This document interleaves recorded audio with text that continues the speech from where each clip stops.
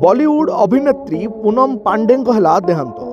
मात्र 32 वर्ष बयस गर्भाशय कर्कट जो मृत्युवरण कले पूनम पांडे 2011 विश्वकप बेले चर्चार विषय होते। 2011 मसीह अभिनेत्री कहते जदि भारत विश्वकप जीते तेरे से समस्त पोशाक काढ़ी बुलिबे। विवृत्ति को नहीं अनेक असंतोष देखाई जदिव भारत से वर्ष विश्वकप जीतीला तेरे से एपरी किसी करें तथापि से हेडलाइन कर सफल होते। तेज अभिनेत्री हठात दुनिया विदाय प्रशंसकों एक बड़ झटका।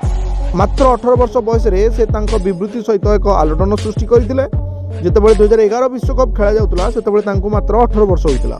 तेज यही विवृत्ति पर पूनम परिवार सदस्य आपत्ति उठाई। मॉडलिंग सहित पूनम पांडे चलचित्र अभिनय करते। 2013 फिल्म नशारे पूनम पांडे बॉलीवुड में डेब्यू करते। तेज एमती अचानक वियोग पूरा इंडस्ट्री शोक खेलाई।